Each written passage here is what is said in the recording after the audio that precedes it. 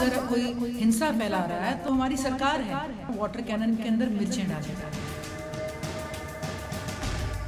स्वामीनाथन जी को सरकार अवार्ड के साथ सम्मानित तो कर सकती है, लेकिन उनकी रिपोर्ट को किसी तरह का मान या सम्मान देने को तैयार नहीं है।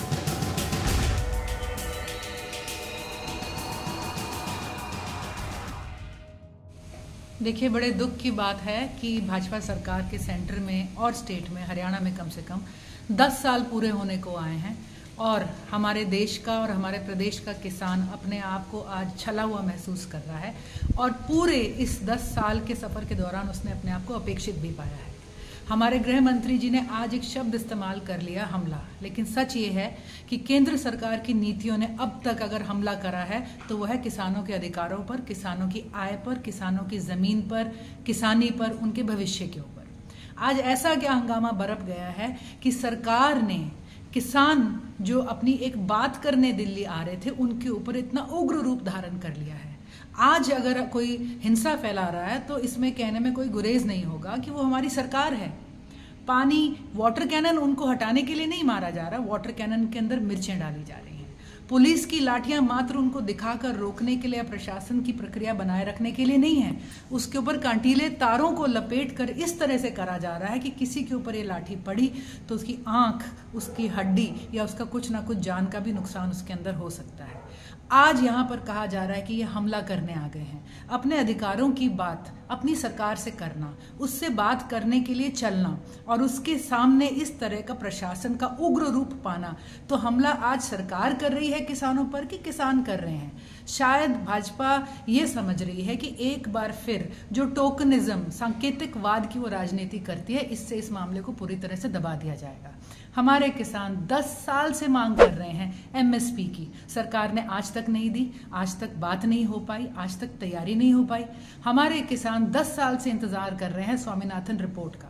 स्वामीनाथन जी को सरकार जो है एक राष्ट्रीय अवार्ड के साथ सम्मानित तो कर सकती है, लेकिन उनकी रिपोर्ट को किसी तरह का मान या सम्मान देने को तैयार नहीं है।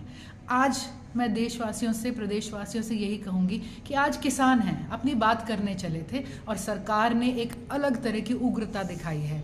आज उनके ऊपर तकनीकीकरण का इस्तेमाल करते हुए ड्रोन से उनके ऊपर आंसू गैस गिराए जा रहे हैं, कीलें उनके रास्ते में गाड़ी जा रही हैं। आज उन्हें आतंकवादी की संख्या में खड़ा करा जा रहा है और आज कहीं ना कहीं ये इशारा हो रहा है कि जो ये उग्रता है ये किसान लेकर आए हैं, किसान नहीं लेकर आए हैं, ये सरकार का रुख है। और आने वाले दिनों पे यही उग्रता कल हमारे नौजवानों और हमारे बच्चों पर भी होगी। कल जब वो सरकार से नौकरी का या उसकी बात करेंगे, कल यही उग्रता सरकार कर्मचारियों पर करेगी। जब वो अपनी ओपीएस की बात करेंगे या अपने अधिकारों की बात करेंगे, कल यही उग्रता लेबर्स पे होगी। जब लेबर लॉ की बात होगी या मनरेगा की होगी, कल ये उग्रता हर उस इंसान पर होगी जो देश के अंदर अधिकार की, अपने हक की बात करेगा। हम चाहते हैं कि सरकार ने जो जोर इनको रोकने पे लगाया है, इसका 1/3 जोर भी अगर वो इस मुद्दे को समझने और सुलझाने में लगाती तो ये नौबत ना आती।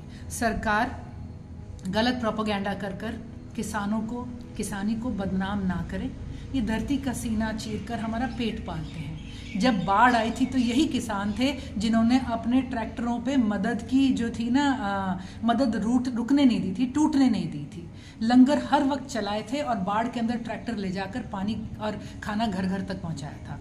हमारी सरकार से गुजारिश है, कृपया कर आप देश के अंदर शांति की परिस्थिति बनाए रखें, इसे किसी भी तरह से बरगलाएं ना। किसानों के साथ बात करनी है तो करिए और निपटाइए, मात्र बातों में इस बात को उलझा कर ना रखिए।